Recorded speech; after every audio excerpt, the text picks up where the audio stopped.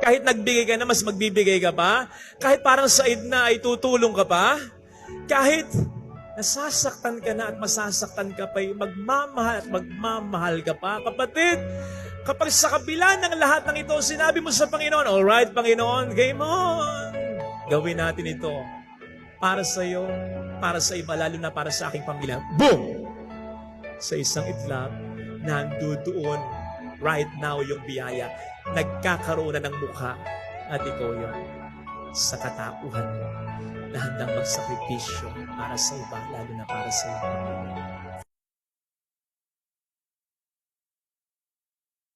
Hindi naman talaga tayo babawalan ng Panginoon sa ating mga gusto sapagkat may kalayaan tayo at iginagalang niya ito. Pero, huwag natin gagamitin ang ating kalayaan upang tayo magastang Diyos ng ating sarili at maging ng ibang tao na ating ipeperwisyo sapagkat tutuldukan ng Diyos ito, ilalagay niya tayo sa isang sitwasyon. Hindi tayo makaawa talaga tayo sa Kanya. Ilalagay niya tayo sa sitwasyon na hindi natin gusto para magising tayo. Kaya hanggang maaga, magtanim ng mabuti at hindi ng masama. At kung nakapagtanim ka na ng masama, hanggang maaga, putulin mo na sapagkat mas madaling bunutin ang damo kaysa puno. Amen. Tama, nasaktan ka. Tama, tinraidor ka. Tama, ninakawan ka. Pero sana magpasalamat ka, hindi nabaligtad ang kapalaran yung dalawa. Hindi ikaw ang nagnakaw, hindi ikaw ang nanggancho, hindi ikaw ang nagpaasa, hindi ikaw ang nanakit ng iyong kapwa. In every day, there is good. Because God is good all the time. And all the time, God is good. Tama na yung paggawa mo ng mali, tapos pinapangatwiranan mo pa. Papakilala ko sa iyo ngayon, ako ang Diyos at hindi ikaw. At ako ang magdidikta kung anong gagawin mo at kung ano ang tama at mali sa buhay mo. Ilalagay tayo ng Panginoon sa isang sitwasyon na tulad sa ating salmo ay sasabihin din natin ang sinabi ni David, maawa ka sa akin. Ako'y nagkasala sa iyo. Sa sitwasyon na wala tayong magagawa kung hindi niya tayo iaahon kasi wasak ka na. Sira na ang iyong pamilya. Wala ka ng pera, wala ka ng negosyo. Sinayang mo yung trabaho dahil sa bisyo. May sakit ka na.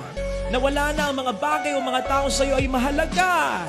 Hahayaan ba nating mangyari ang lahat ng ito kung sa una pa lang ay pwedeng umayos na tayo? Lumugar na tayo?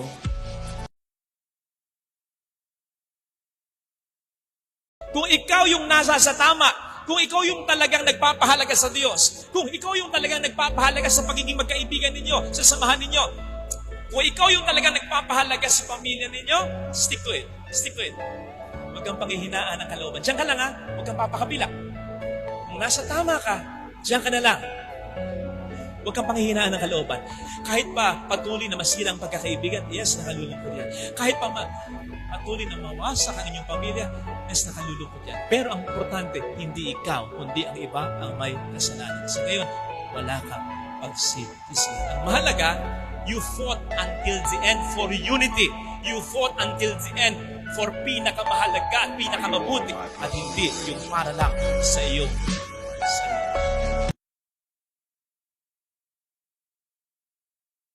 Pag wala kang pera, hindi magtrabaho ka. Dumiskarte ka.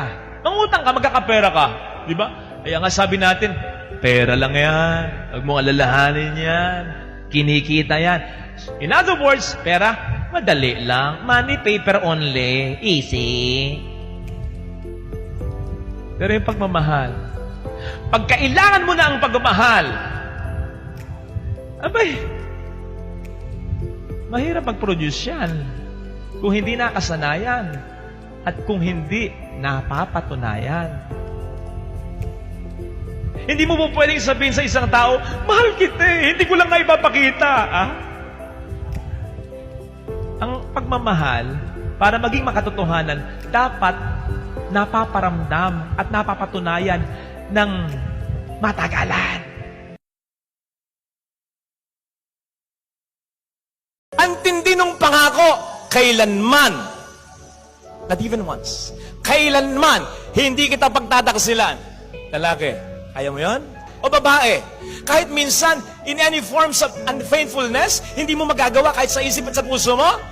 Alam mo, alam ko, hindi nyo kaya. Kaya nga kayo, nagpapakasal sa Diyos. Kasi sinasabi nyo sa Panginoon, Lord, gagawin namin ang lahat. Magpapakabuti kami, iwas kami sa tukso, iwas sa bisyo. Lahat gagawin namin. Pero kulang ito. Kailangan namin ang tulong mo. Yun ang ganda ng kasal. Humihingi tayo ng tulong sa Kanya kasi alam mo, sa sarili mo, hindi nyo kaya.